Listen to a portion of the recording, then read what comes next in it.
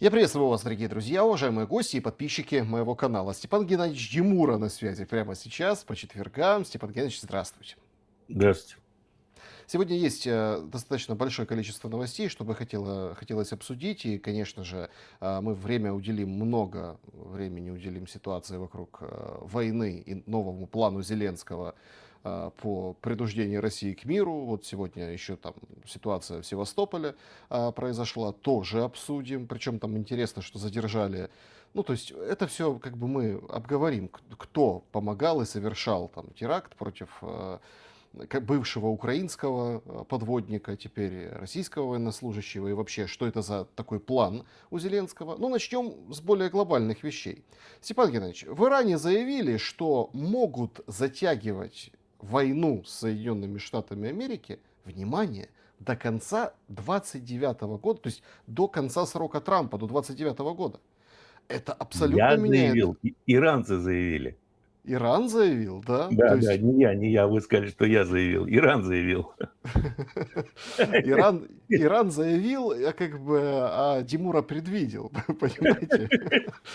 То есть, еще раз, мы, вот почему я так начинаю, почему мы там сегодня будем говорить про Украину там и, собственно, саму вот эту войну и перспективы, ведь четкий же был нарратив, надо пересидеть Трампа.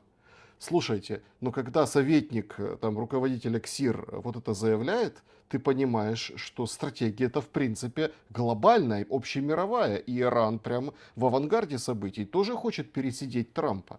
Как вы думаете, если вот сейчас мы на этом пути, вот, ну, как бы на пути такого тупика непреодолимого ситуации в Иране, а что тогда будет к концу сроку Трампа?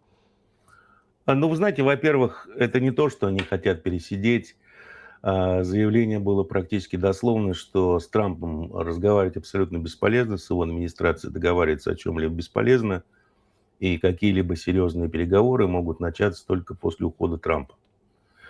Ну, Трамп может уйти по 25-й поправке Конституции, это невменяемый, недееспособный. Он может уйти в результате импичмента. Много вариантов есть на самом деле.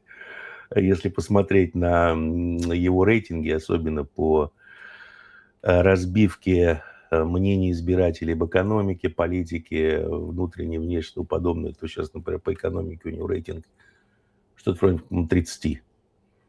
Ну, по-моему, за всю историю наблюдений и составления рейтингов это самый низкий рейтинг президента. На самом деле не то, что пересидеть. Иран готовился к длительной затяжной войне. Ребята там сидят умные, и они прекрасно понимали, что у них есть стратегическая глубина, у них есть то, чего нет у американцев и израильтян.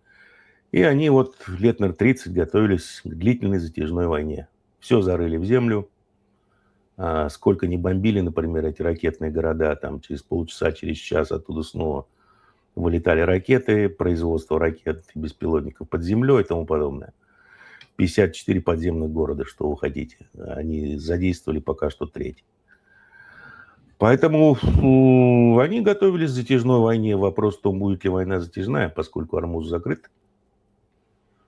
Саудиты за последние 1,5 недели не экспортировали ни капли нефти. У саудитов и монархии залива огромные проблемы с ликвидностью. Американцы, судя по всему, не дают им возможности выходить из американских активов. Ну и, в общем-то, нефть начинает становиться очень таким редким продуктом. Тяжелая нефть. А то, что происходит на рынке фьючерсов, ну, во-первых, японцы и американцы очень сильно их шортят нефть. Просто продавливают цены фьючерсов. Сейчас нефть с поставкой на НПЗ, она где-то торгуется с премией, составляет порядка $50 к фьючерсам. Я думаю, просто очень скоро сложится на та же ситуация, что и с серебром из JP Morgan сложилось где-то месяца 3 назад или 4, когда серебро шло вертикально вверх. У них были огромные короткие позиции, недостаточно серебра в хранилищах.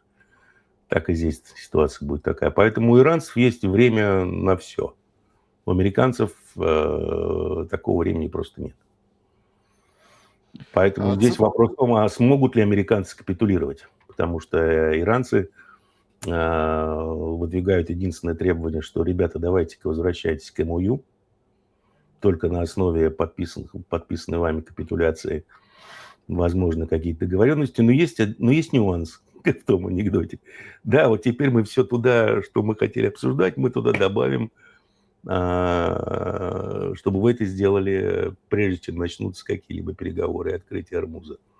А именно 300 миллиардов репараций, разморозка 100 миллиардов украденных практически денег у Ирана, прекращение войны теперь уже в Газе, в Ливане, снятие блокады с хуситов, и там еще дополнительные требования по Ираку. Американцы ушли из Ирака, но американцы полностью контролируют денежный поток Ирака, поскольку они контролируют продажи нефти Ирака.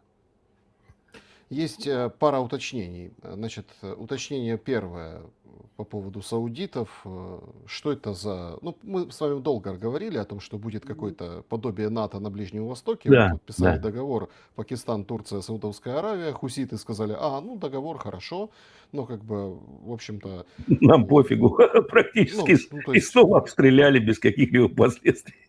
и последствий, кстати, нет. То есть вроде Да, как да, да. печати, подписи, все с Да, этого да. дня, и нападение на одну из стран А является... То есть вот, изначально понятно, что саудиты дали денег и пакистанцам, и туркам, и за этот вот, геополитический Александр, шаг. понимаете, текста никто не видел, Да. поэтому что там написано в тексте, какие условия, при каких условиях будет оказываться взаимодействие и тому подобное, непонятно, до слова совсем. И второе вопрос, а у судитов деньги есть? Пакистан, например, торгует задницей за 10 миллиардов всего лишь. Эрдоган Не за густо. 15. Ну, боятся, что больше не дадут. Возраст не тот. Не, ну с другой стороны, по нынешним временам, конечно. А Эрдоган согласен на 15, потому что в Пакистане, в Эрдогане экономическая ситуация, ну, скажем так, очень-очень тяжелая, особенно в Турции. Девальвация лиры, у них просто нет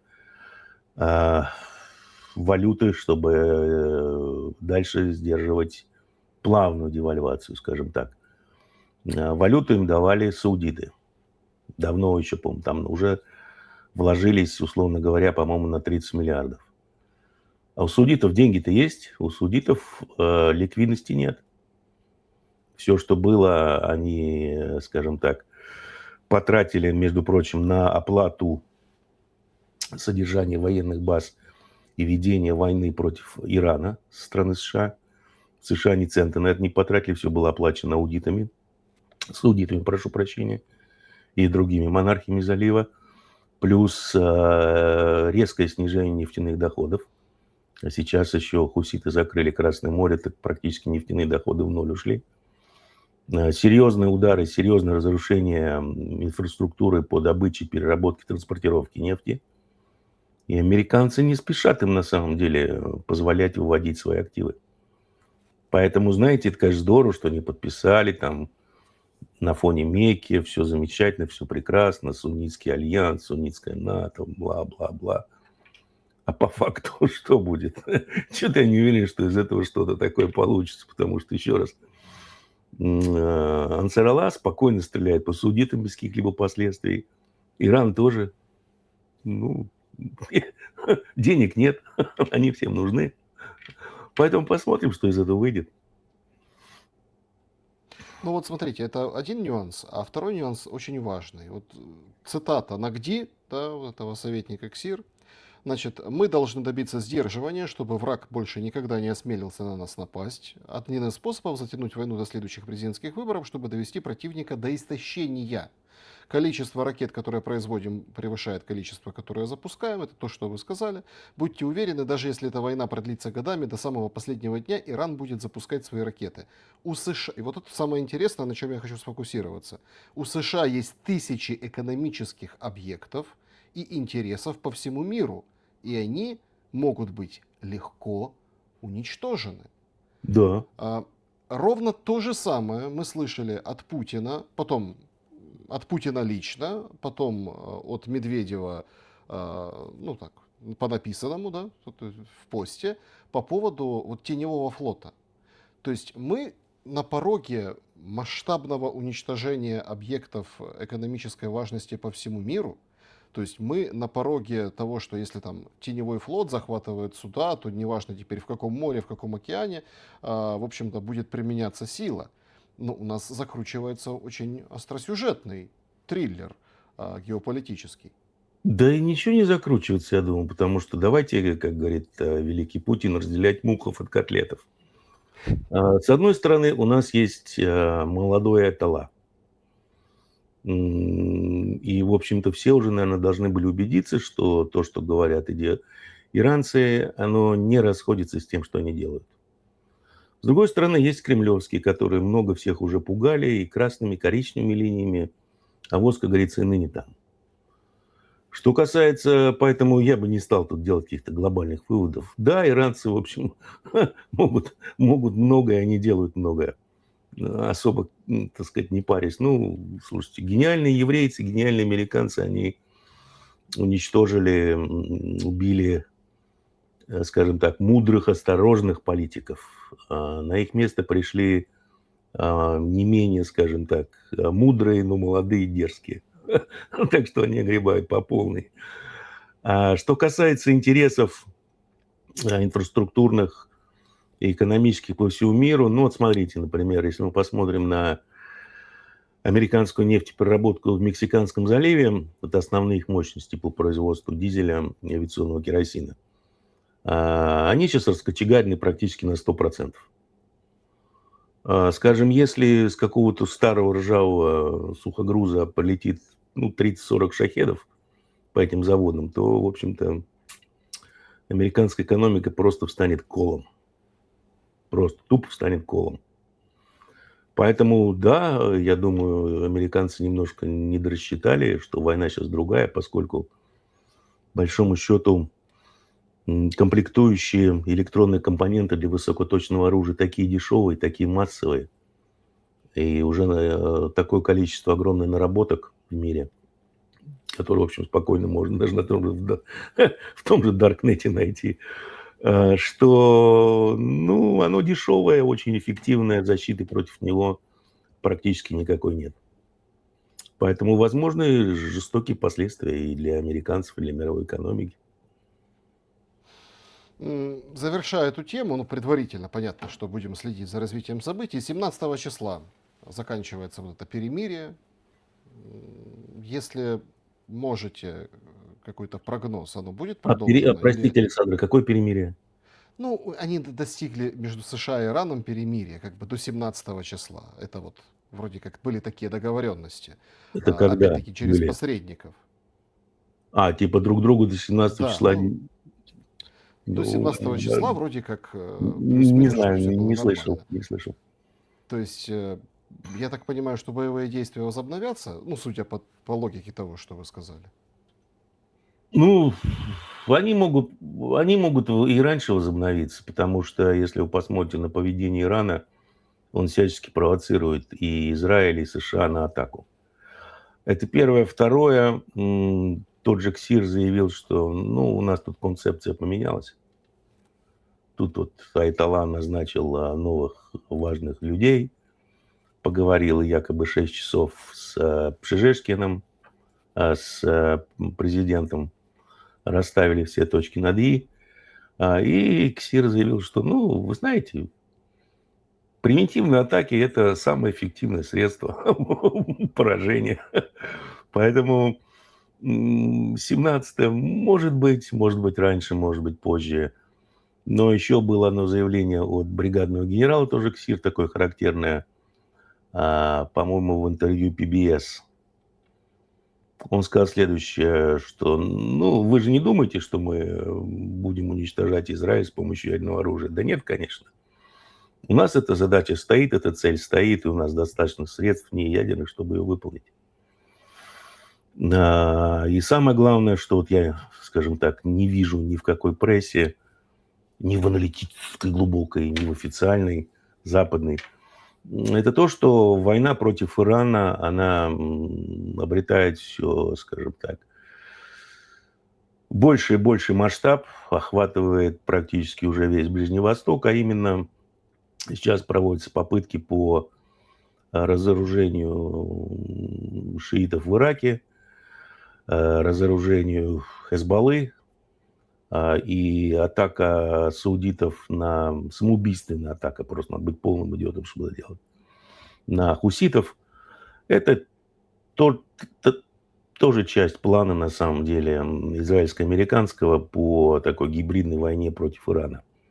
Как, впрочем, и экономическая составляющая, потому что американцы рассчитывают на то, что экономика Ирана, скажем так, из-за блокады морской, которую они установили, она ляжет раньше, чем американская экономика.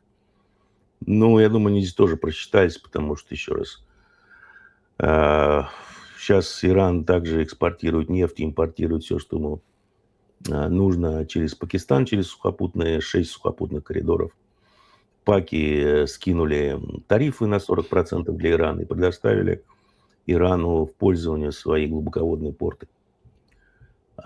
И это первое. Второе, никто не мешает, скажем, китайским танкерам идти в Иран и забирать иранскую нефть. Трамп, конечно, благодарил китайцев за то, что они это не делали, не эскалировали, но сдается мне, что в ближайшее время предстоит очередной виток эскалации. Посмотрим, как американцы будут пытаться атаковать иранские танкеры. Прошу прощения, китайские танкеры. Вот это будет нечто. И какие после этого последуют шаги со стороны Китая. Я думаю, Ну, все веселое еще впереди. смотрите, перед нашим разговором там в клубе зрителей по поводу шагов, да, и по поводу того, что происходит, как это отразится на финансовых рынках, да, вот поступил вопрос, и прям люди очень интересуются, а что вообще происходит с корейским воном, японской иеной, что это за история, как эти меры, понятно, что они согласованы, да, с Соединенными Штатами Америки, как они влияют на... Опять-таки, все же крутится вокруг чего? Вокруг концепции победить и гегемонить экономически. Да. Но насколько... Ну как это все-таки, во что это выливается? Вот, например, Аракчи, преснопамятный, он у себя написал сегодня, говорит, ребята, то есть вся проблема, вот это вот все кубло Армузского пролива и Ирана, заключается в том, что Трампу липу впаривают. Ну, то есть разведка работает из рук вон плохо. Они до сих пор думают, что-то они там контролируют, они там вот это вот... И, соответственно, на основании вот этих данных разведки так себя ведет Трамп, соответственно, вот так они и предпринимают действия на финансовых рынках. Очень просили зрителей разъяснить, что конкретно происходит. Ну, смотрите, Аракчи отчасти прав, и об этом мы с вами давно говорили, что, скажем так, данные, которые собирает разведка на Земле, и та интерпретация этих данных, которая ложится на стол людям, принимающим решения, они кардинально отличаются друг от друга. Об этом даже Нью-Йорк Таймс, по-моему, может быть, месяц назад написала. Ну, как написала? Сделали слив.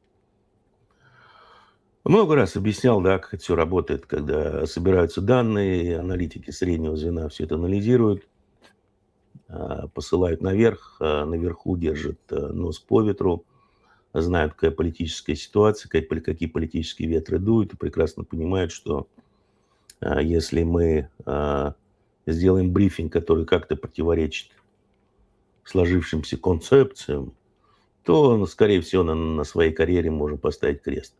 Соответственно, это массажируется уже на уровне чуть выше среднего, далее это подается дальше наверх, там это массажируется еще дальше. Ну и, условно говоря, на стол Трампа ложится нечто, что полностью подтверждает его точку зрения и полностью противоречит ситуации на Земле. Ну, такой естественный процесс, скажем так, вырождения любой вертикали.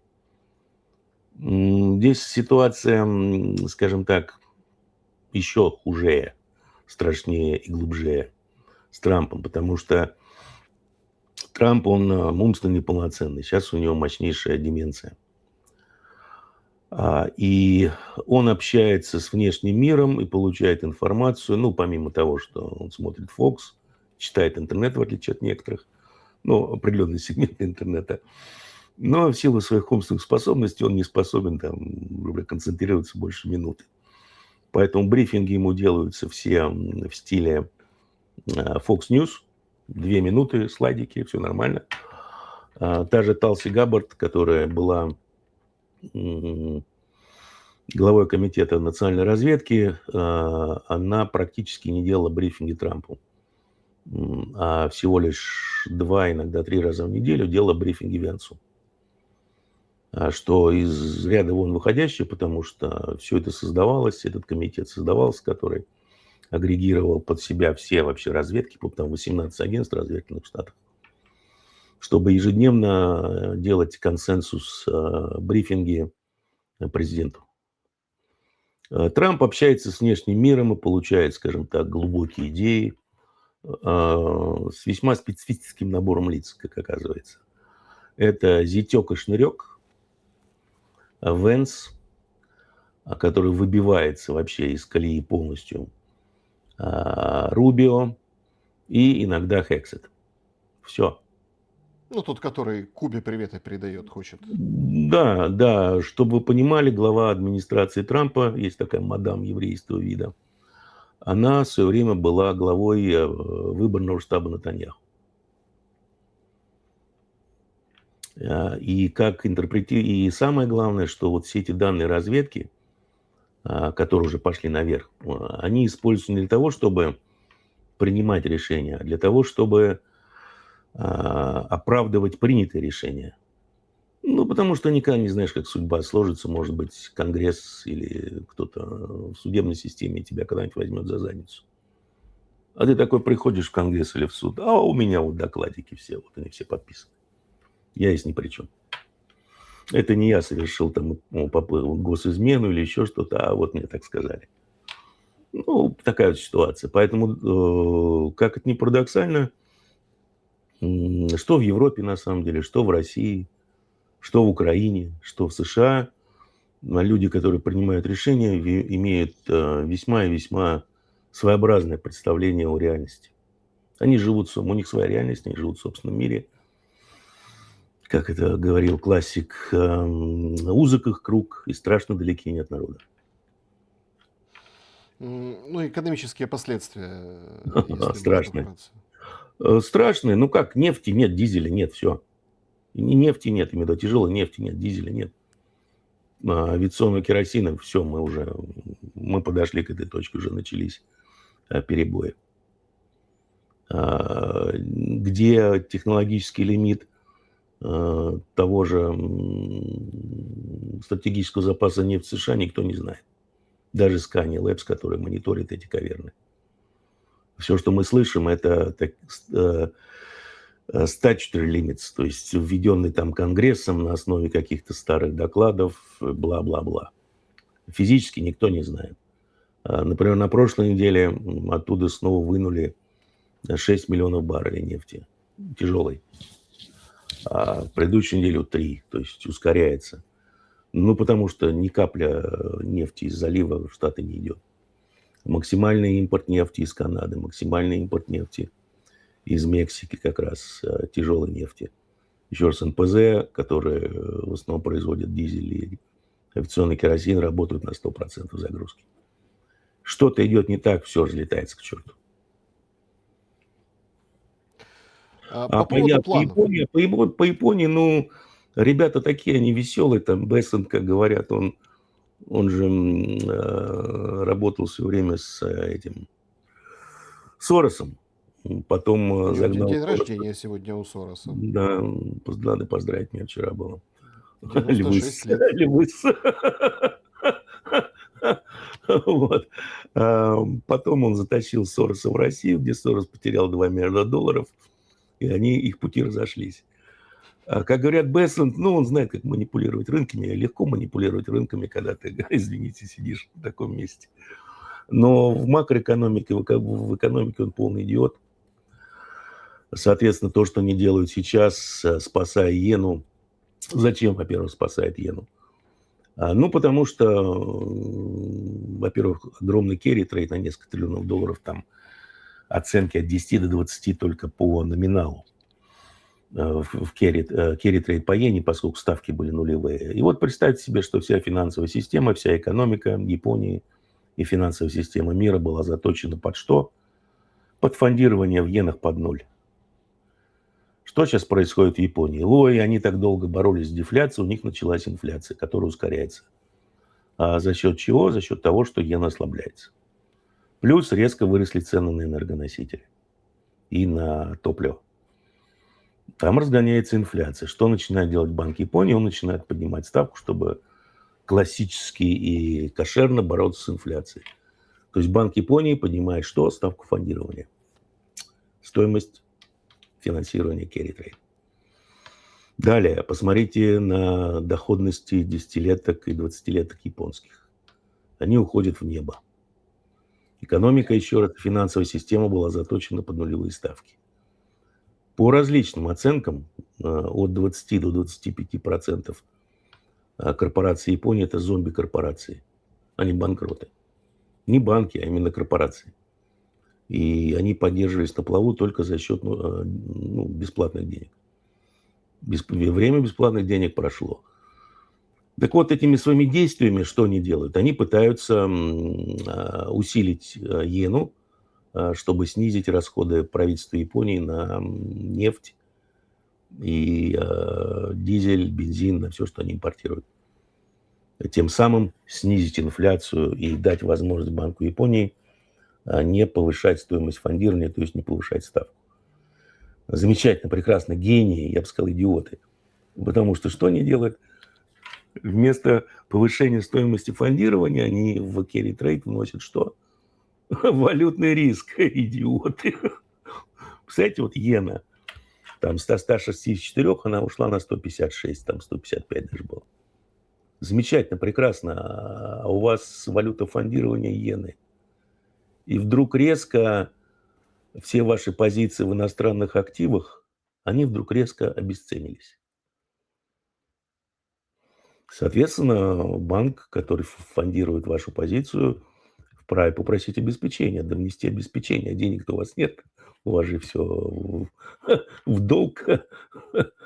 Поэтому это самое страшное, что они могут сделать, чтобы разрушить carry trade по иене с адскими последствиями. Носить везде, в пенсионных фондах Америки, на рынке, во всех этих ИИ и тому подобное. Ну, то есть, Это, смотрите, это ситуация, начать иену. ситуация заключается в том, что именно вот с этой, вот помните, как глобальный вот, финансовый кризис начался с недвижимости в Китае? А этот кризис Это может какой? начаться с В Штатах, японского бога. в Штатах, недвижимость в Штатах начался 7-8 года кризис. Начался он, кстати, когда десятилетки достигли, доходности по десятилеткам достигли 5% и по 30-леткам. И это сломало рынок недвижимости в Штатах. Сейчас то же самое происходит, только еще раз, ситуация на рынке недвижимости в Штатах значительно страшнее, поскольку основными игроками там выступают 3-4 крупных хедж-фонда, в том числе BlackRock, Blackstone и остальные. То есть если раньше были физики, да, и совсем немножко физиков ушло в дефолт, по-моему, там на 100 миллиардов даже меньше, то сейчас в дефолт идут крупные корпорации такие вот. Не корпорации, а хедж-фонды со вытекающими последствиями для рынка репо. А ставки уже там. Если перенестись и отталкиваться от как это, разведок, планов и, соответственно, перенестись в наши широты Суровая российского, реальность, да. да, суровая реальность российско-украинского противостояния. Значит, ну, во-первых, ну, такая новость, да, новость дня, это то, что в Севастополе как бы заложили в урну взрывное устройство и подорвали от полученных ранений, погиб Роберт Шагеев. Это когда-то капитан единственной украинской подлодки «Запорожье» в 2014 году, который перешел на сторону России. Был совершен школе, у него там жена преподает, там где-то он рядом жил. Подстерегала его украинская, ну скажем так, нанятая украинскими спецслужбами, ее уже вычислили, там женщина, ей там 31 год или там 32 года, она там какая-то очень активная в соцсетях, когда-то была турагентом или туроператором, турфирма у нее была. Она подкараулила жертву, довела жертву, в общем-то, привела в действие устройство. Интересно, что она уже отмечалась, зовут ее там Маргарита Реут, отмечалась она в Ростовской области, когда там на видео записывала, что вот так вам русские и надо. Сама она, собственно, как бы из России, да, там жила в Сочи, ездила в Крым, и ее оштрафовали на 30 тысяч рублей. Ну, а сейчас вот она, ее взяли, она призналась, вот такая вот история. То есть, понятное дело, что ну, там губернатор пишет спасибо сотрудникам ФСБ, что четко, молниеносно всех поймали, в общем, разоблачили. Но я вот это событие хочу прокомментировать, чтобы вы прокомментировали с позиции как раз-таки вот этих планов. Значит, Зеленский заявляет, что вчера буквально, да, сегодня вышло интервью в CNN, он там немножко разложил эти все вещи, ну или там что похожее сказал. Говорит, Путин остановит войну, у нас есть план. План. 40 дней прошли, да, 1,5 недели назад. Они продлили эту историю и, соответственно, продолжают вот что-то, нечто, что будет являться этим планом. Какой элемент подобных действий, что, понятно, украинская сторона называет там законной военной целью, плюс еще это предатель с 2014 года, плюс там обстреливали Украину, то есть, ну понятно, военный капитан первого ранга, военнослужащий. Но как это все было организовано, мы видим. Я так понимаю, что в планах, в отсутствии вооружения, ПВО, поддержки оружием со стороны Запада, вот подобных действий будет больше в этом плане. И что это за план? А у него есть какой-то дедлайн? Ну, 40-дневный план, да, принуждения Путина к миру, он закончился полным закрытием Черного моря для Украины. Гениальный план. Аплодирую, что? Говорится, план Зеленского родом из Чуйской долины. Ну, план какой? Старый террор. Террор против мирного населения. Это часть гибридной войны. Я думаю, что скоро начнут бить по российской энергетике. Ну, в ответку будет прилетать еще больше и серьезнее по украинской энергетике. Но есть одна разница между российской и украинской энергетикой, даже две разницы. Ну, часть трансформаторов серьезных украинцы такие защитили. Там стоят такие гробы над ними железобетонные. Ну, в принципе, для ракет это небольшая проблема, это для шахедов проблема. Прошу прощения, для гераний.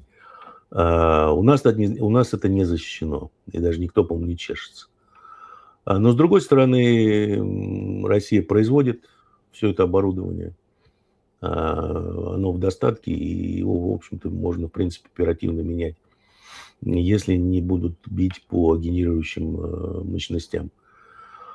Я думаю, будут, потому что у Запада идея такая не раз озвученная, это каким-то образом сорвать, что ли, я не знаю, выборы. Но вот когда вот такие вещи читаешь, думаешь, ну, ребята, наверное, стебутся. Западные, имею в виду. Потом они начинают притворять жизнь и понимаешь, что они полные идиоты. Какие выборы? Кого выбирают, ребят? Вы окститесь, да? Просто, ну, это приведет к еще большему, на самом деле, более мощным ответом по Украине по одной простой причине, что основной результат, которым приводят такие действия против российских ширнормасс, вот как я люблю с ширнормассами общаться напрямую, чтобы понимать, что там происходит, а не читать всяких тупых аналитиков. Ну, и сейчас единственный запрос к Путину, это Путин, значит, что происходит? Ты мужик или кто? Почему хохлы еще живые бегают? Вот, и это будет дальше накаляться, и мы видим, что на самом деле Путин и Кремлевский начинают на это реагировать. Во веки веков заблокировали полностью украинские порты. Там уже пошли разговоры про какие-то зерновые коридоры, как обычно. Ну, потому что ФСО тоже проводит свои закрытые соцопросы, и там прекрасно видно, какое основное требование к Путину и чем недоволен весь народ, Шинармас. Потому что, ну хорошо, закрыли порты одесские. Дальше бы логично было закрыть дунайские порты. Не стали, да? Почему? Ну, я думаю, что просто дунайские порты, там интересы не просто уважаемых, а авторитетных людей, например. Но придется их закрывать, потому что будет такой запрос. И, понимаете, вот все вот эти разговоры о том, что Путин находится, Кремлевский находится в каких-то жестких рамках по поводу того, можно ли уничтожать Украину сейчас, либо уничтожить позже. Ну, это все замечательные теории, но есть такой простой факт, называется дух анкориджа. Да? Не А год.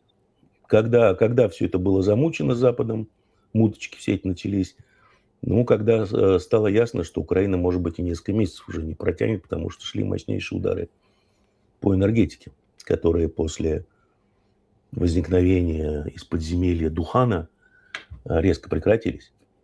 Соответственно, у Запада нет рычагов влияния на Путина в том смысле, что вот пришла команда дать Украине еще год жизни.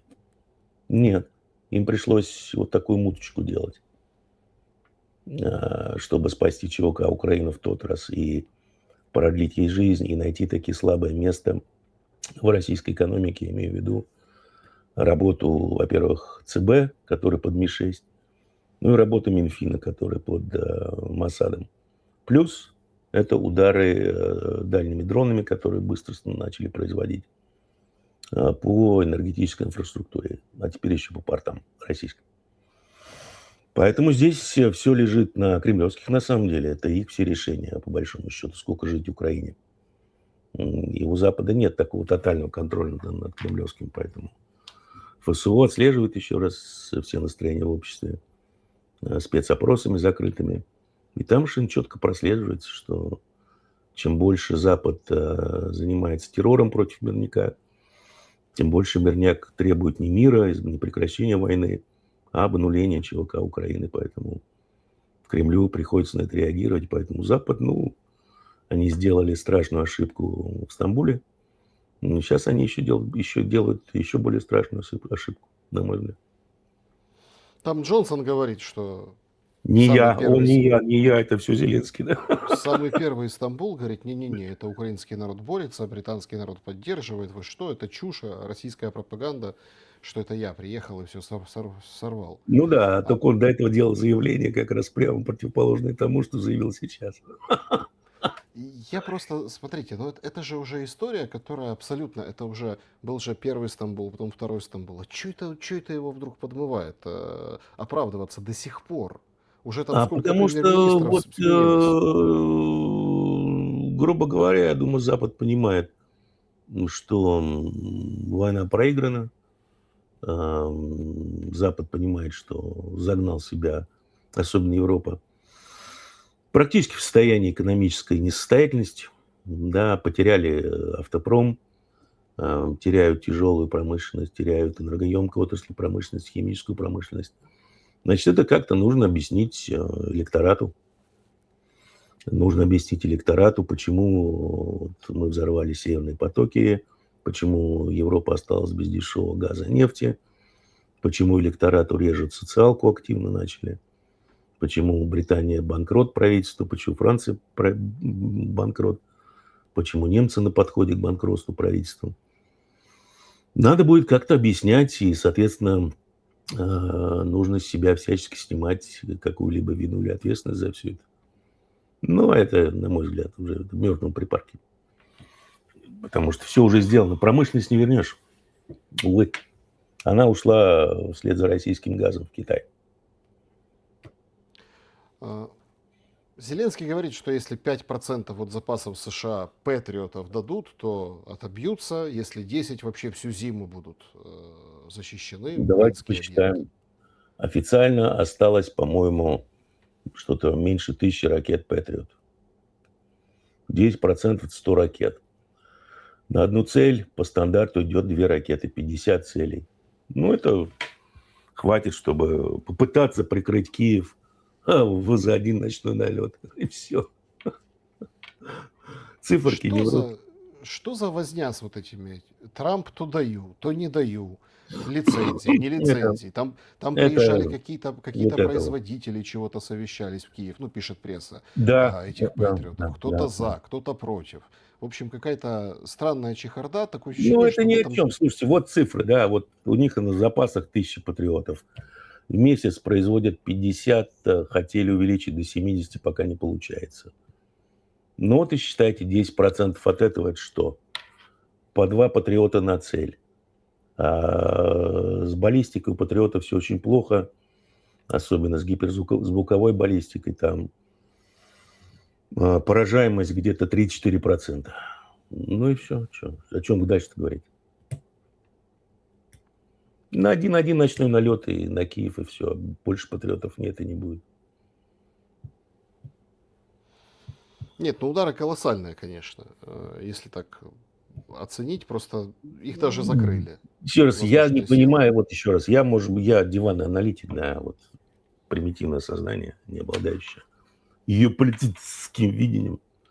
Я не понимаю, зачем все это тратить на Киев, когда можно еще раз обнулить Дунайские порты, обнулить туннели, один туннель железнодорожный, ну и несколько перегрузочных станций, и все. И потом еще ударить по 4 подстанциям на 750 киловольт. Все. Война закончена. Воевать нечем. Электричества нет. Энергии нет. Экономики нет. И все. Остатки украинского народа, по крайней мере, будут жить. Может быть, даже еще когда-то восстановят что-то, нацию, численность, не знаю.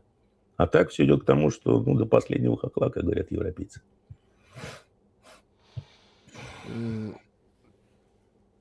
Если так, ну вот, отталкиваясь от ситуации в Севастополе, посмотреть на план Зеленского.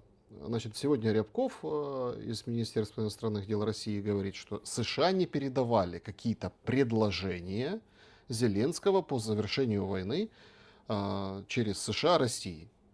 Но, как бы, Виткофа и Кушнера, понятное дело, ждут, открыты к дипломатии, в общем, все такое. И, насколько я понимаю, вот мы должны подойти к какой-то катастрофе, ну вот уже, ну вот когда, я не знаю, в Одесской области едет пассажирский поезд, точечно, убив машиниста и помощника машиниста, выносятся локомотивы, ну то есть паровозы самые, тягловая, Да, тяговая тягловая, сила. то есть конкретно. Один только за сегодня. Раз, два, Одесская область. Пассажиры не пострадали, об этом героически отчитываются, убила машинистов. Нет, это, конечно, все прекрасно, что люди, пассажиры, и это все как преподносится, но ты уже не построишь этот локомотив. Нет. Этот, его нет. Его можно купить, но опять-таки вопрос, где, по какой цене, как доставить, тоже Да, возникает да, этот да, вопрос. да, да. То есть мы подходим к тому, что война на истощение, она приходит к какому-то пределу. Я так понимаю, что Да. этот предел не за горами. Ну, если судить по тому, с какой скоростью выносятся заправочные станции, выносятся склады ГСМ, выносятся локомотивы, ну да, не за горами. Просто еще раз, я, честно говоря, не понимаю украинцев, да, от слова совсем. Какие-то необучаемые радуются, например, успехам этого, как его, Мудяра, я прошу прощения, Мадяра, Птах Мадяра.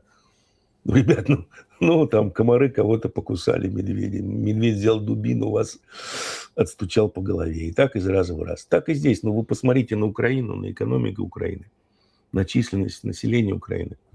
Посмотрите на размеры России, экономику России, численность населения России. И задайте простым вопросом, у кого есть стратегическая глубина? Ну, понятно, что не у вас. Если у вас ПВО, ПВО у вас нет от слова совсем. Ну, столько раз пытались там на Москву, там тысячи дронов запускали. Ну, ПВО действует 99% эффективности. Задайтесь вопросом, вот кому все это выгодно просто? Ну, понятно, что Запад воюет до последнего украинца. Назначение ЧВК Украины – нанесение максимального урона России и, возможно, даже стратегического поражения, как они в себе это представляют. Бумажка от 2019 года называется «Extending Russia». Rand Corporation. Почитайте на досуге. Ну, а как всегда у Запада, ну, у всех сейчас, у всех элит все идет не по плану.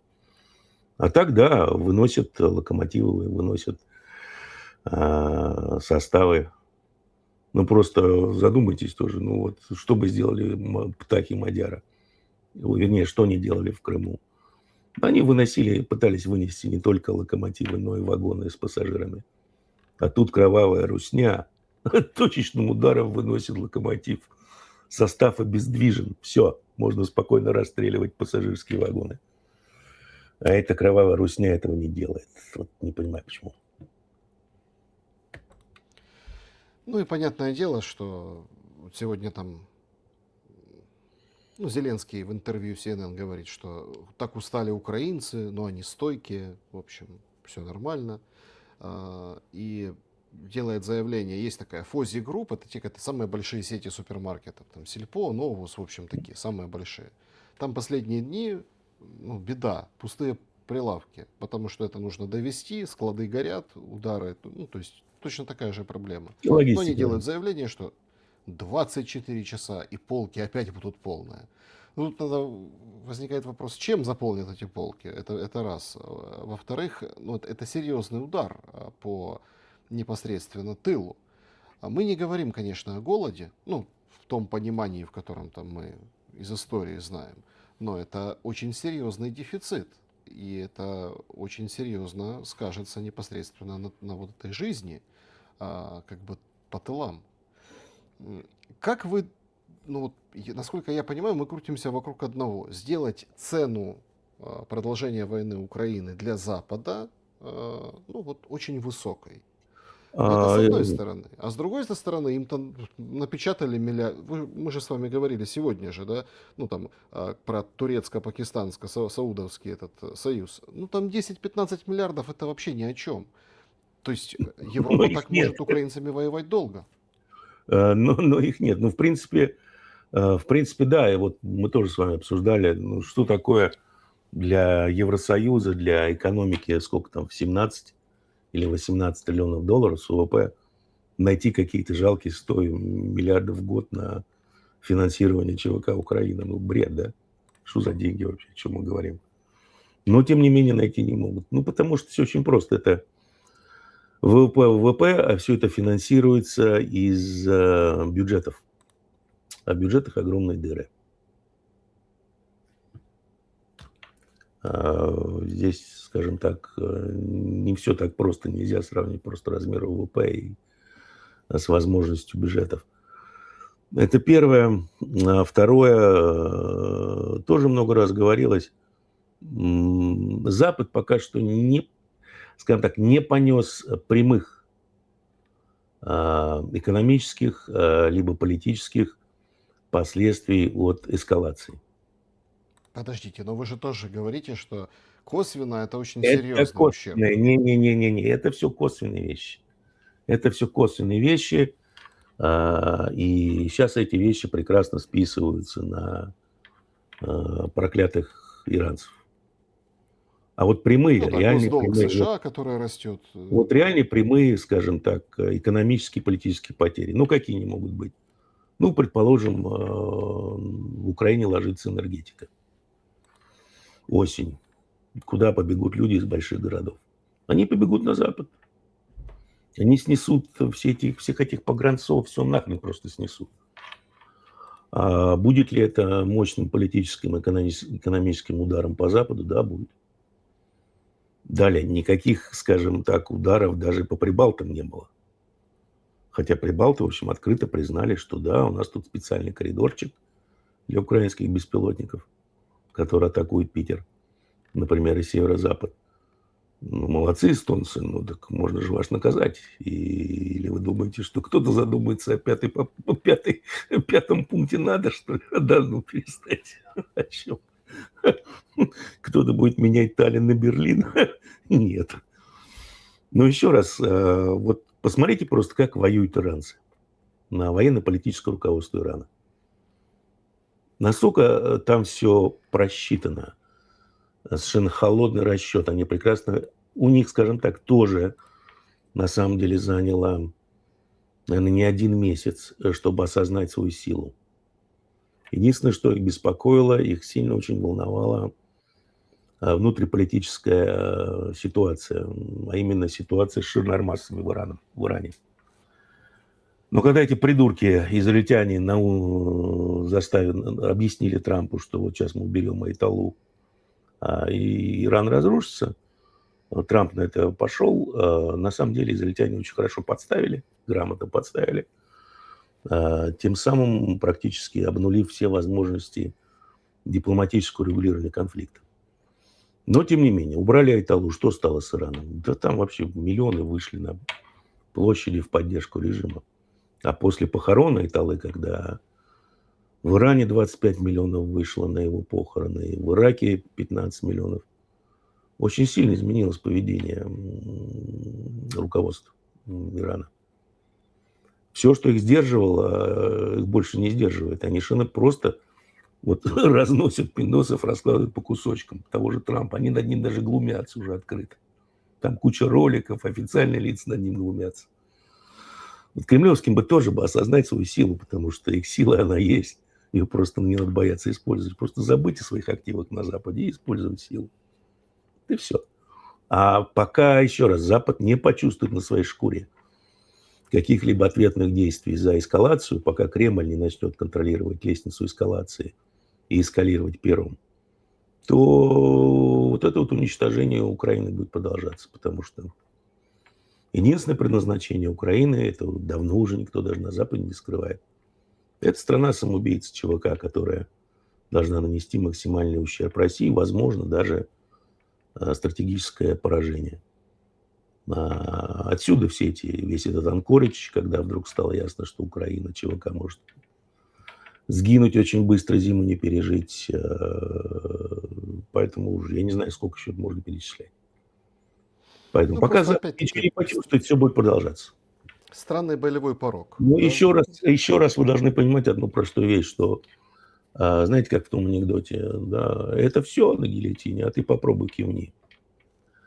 А проблема, Украина уже мертва, экономика мертва. Почему? Потому что если вы призываете больше, по-моему, 20 или 25% МОП потенциала, мобилизационного потенциала, то ваша экономика просто складывается. А Украина уже призвала, и сейчас, насколько я понимаю, чтобы не проводить всяких непопулярных мер вроде снижения призывного возраста, там, мобилизация женщин, хотя уже, судя по всему, даже петиции подают, бронь снимают, половина брони снимают. То есть я не знаю, сколько уже мобилизационного потенциала в Украине призвано, может быть, уже и 40%. То есть экономика, она жива просто потому, что есть подпитка деньгами из Европы. Все. Ну и А тут прекращается появляется подпитка от материал о Пескова. том, что Зеленский очень раздражен главой Нацбанка Пышным. А что раздражен? Потому что там же эти все деньги, да, они же под определенные условия. А они же не популярные. Ну это же как так? Да, и Ну сейчас да, вот запускают такую, смотрите, царь хороший, а это вот они там не бояре могут, плохие. они Ну, вот не это с могут там, Востока пришло, да? С Востока. они Царь вот не могут. хороший, бояре негодные. Да, да. Э, Я бы хотел бы, вот вы так выборы зацепили в начале, да, когда, ну, там, ситуацию по раскачке мы обсуждали, по вот этому стратегическому поражению и всему остальному. Слушайте, так и что с яблоком не так? Червивое какое-то? Ну, там, Что понимаете, за... я думаю, просто, вот как мне объяснили структуру империи в России, да, вот внутриполитический блок, пропагандонский вот этот блок, он как бы на отшибе, да, как бы сам по себе. что есть большая ошибка, на мой взгляд. Ну и, судя по всему, Путин сказал, что надо снять этого Круглого. На самом деле он имел в виду Колобка, да, вот этот позор проката, кинопроката. А сняли Яблоко. Ну, бывает. Нет, ну, давайте так. Не, ну слушайте, ну, вот Яблоко, не Яблоко, ну, там все работают в администрацию президента, да, ну просто вспомните, была такая замечательная у нас оппозиционная, неприемлемая оппозиция в виде радиостанции «Эхо Москвы» с поганым веником, да, которые на деньги «Газпрома» боролись с «Газпромом». Ну, о чем вы говорите? Я сейчас вот о нарративе, да, о времени. То есть украинская сторона подает это как, вот, понятно, там диктатура, беспредел, не пойми кто, Да, это Путин давно, лютует. конечно. Он Да, кровавый мы режим. что, Всё. кровавый Кровавый режим, режим. вот, Да. диктатор кремлевский и так далее. Да. Но это с одной стороны. С другой стороны, мы видим, смотрите, глушат, вот они же Яблоко, они же как, они за мир. Они за то, что закончить войну с Украиной. Причем самое интересное, там, если так вот копаться, погружаться в эту историю, у них же там в программных документах, в программе, да, вот это признать границы, короче, 14 какого-то года, ну, в общем, ну, какие-то Ну, вот эти очень, да, да, границы. да, да, да. Ну, то есть изначально, да, это антиконституционно, поэтому, собственно, вот этот весь сыр-бор, там одна партия какая-то, справедливость, или как там она называется, подала в суд на другую партию, Верховный Нет, что суд. справедливо, сейчас какие-то, нет, справедливо, за справедливость, либо новые люди, еще что-то там. У нас сейчас 11 партий, оказывается. Во, развернулась АПшечка. Вот, Бабло-то пилит бюджетное. и понятно, что вот эта вся история. Но тут же возникает главный вопрос. Да? Ну, во-первых, с украинской стороны, у которых там позапрещали всех, там, причем там все говорят только там о ПЗЖ, еще какие-то. Там кучу партий позапрещали.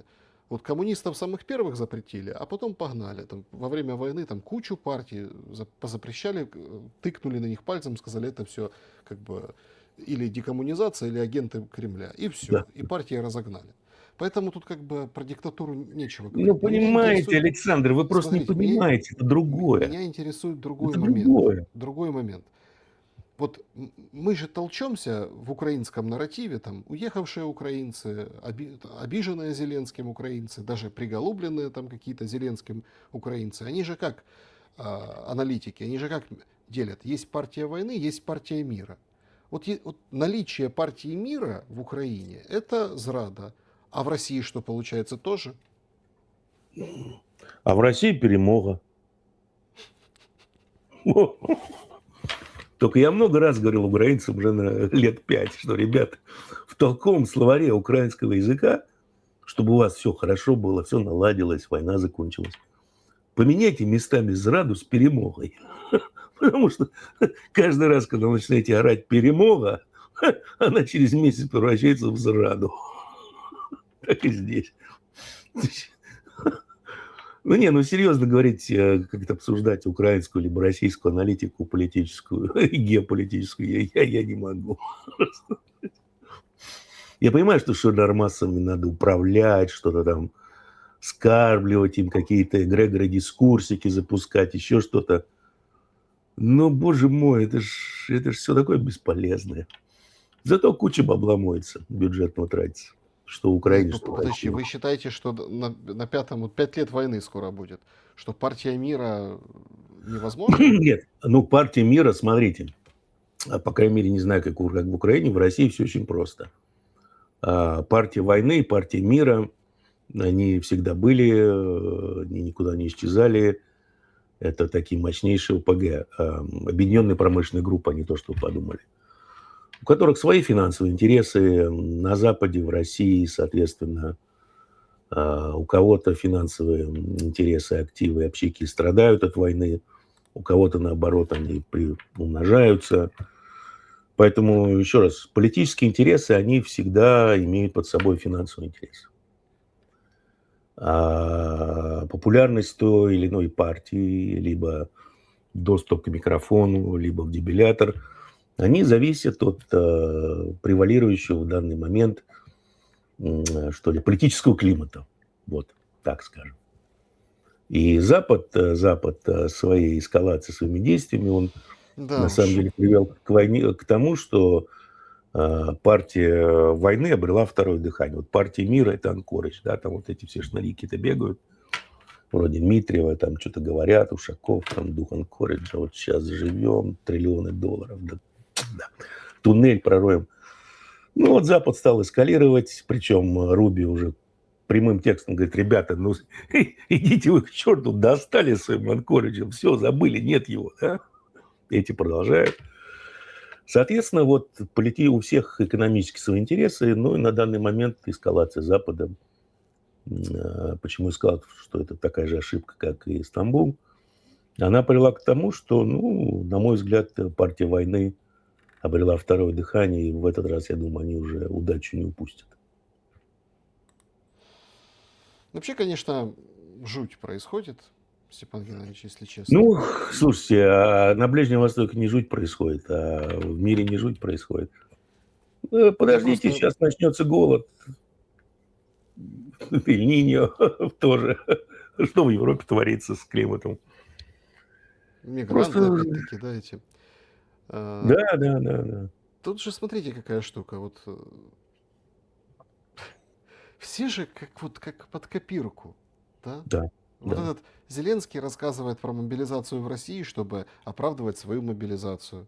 Но я вот жду, знаете, когда этот Выходит опыт... Трамп и говорит: Армузский пролив под полным контролем американцам. Сымком пишет: мы тут пруф чекнули, да, он под нашим контролем, проходите, все свободно.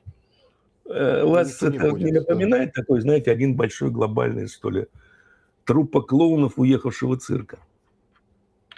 Это они делают, не понимаете, в этом нет никакого заговора, это, естественно, продукт деградации. А деградация откуда взялась? От демократии, на самом деле. Нет, смотрите, тут Да, опять-таки, тут диалектика. Тут надо как посмотреть, это деградация или, ну, как бы, черти, как бы, качаются и мускулов набирают. Меня, если честно, поразила сегодня новость, вот прям поразила. это А, качается. Ну, как бы, смотрите, сегодня сообщили, разошлось по американским этим пабликам новостным, короче, вот этим ТЦКшникам американским, ICE вот это, да, ICE-кам, которые Ну, не ловят совсем мигрантов, ТЦК. Ну, да, ну, методы те ну, же, да, да, да, да. им знаете, что выдали? На 20 миллионов долларов закупили перчатки с электрошокером. Ну, короче, когда там Да, я чего-то понял. брыкается товарищ, они как бы там легким Ну, движением руки пускают ток, его немножко там вот там обезоруживали, закинули и все. Ну, блин, в Украине скоро такое, как бы, да, технологию да, надо да, да, будут опыт да, перенимать. И не да. будет этих драк, этих всех Не это. будет ничего, Раз да. там шокировали, затянули, Успокоился, все там. занесли, да. Где-нибудь в подвале ТЦК оклемаешься. И это как бы вот расширяется вот эта зона безумия. Темы, что мы... Это не безумие. Почему? Ну, есть повесточка, да, 2030. Ее выполняет ООН, ее выполняет все на свете. Понимаете, вот эти вот ребята, они очень любят символизм. Я имею в виду, как говорят эти заговорщики, зог или закулиса. Вот написано в каком-то шумерском фольклоре там 4 всадника. Ну, смотрите, чумка была. Война началась, война идет, принимает все больше и больше масштабы. Вследствие войны, в основном Персидский залив и того, что творится в Черном море, следующим должен быть голод. Не потому, что там зерна нет или что-то. Запасов зерновых в мире, по-моему, на 1,5 года потребления. Формально, официально. Потому что, во-первых, все это будет дорого, не всем доступно. Проблема с заливом в том, что там треть калийных удобрений. Ну, а потом смерть. Но давайте смотреть про деградацию. Да какие черти? Тут черти уже давно с Оземпика не слезают. У них все полная атрофия ума и мышечной массы. Черти качают. Хвосты не себе крутят. Чумка. Эрзац. Да. Посмотрите, что писали нам Швабы, Гейтсы и тому подобное, как над этим работали почти полвека, начиная с Римского клуба и продолжая этим Швабом. Пшик! Улетели. Война. Война достаточно кровопролитная, но не сравнить ни с какой глобальной войной вообще от слова совсем. Тоже так, пшик в основном в новостях, по большому счету, на Западе. Голод. Как я сказал, это не будет такой, знаете, страшный голод, когда вообще жрать нечего. Потому что ничего нет, страшный неурожай. Из-за климатических изменений, еще что-то там, ядерной войны. Нет, продовольствие никуда не денется, оно просто будет очень дорогое. Примерно то, как было во время арабской весны. То есть это все эрзац, понимаете, как вот был совок, сейчас мы живем в России в эрзац совке, так и это вот все эрзац. Поэтому что они там все качают? Хвосты не все прокачивают, друг другу крутят. Черти. Эрзац и трампец, да. Да. Вот такая вот у нас сегодня получилась беседа со Степаном Демурой. Друзья, пожалуйста, напишите в комментариях, что думаете. Подпишитесь на Демуру, поставьте лайк, пожалуйста, этому выпуску. Степан Геннадьевич, благодарю за время и мысли. Спасибо вам. Спасибо. Друзья, берегите себя, добра и света. Увидимся. Удачи.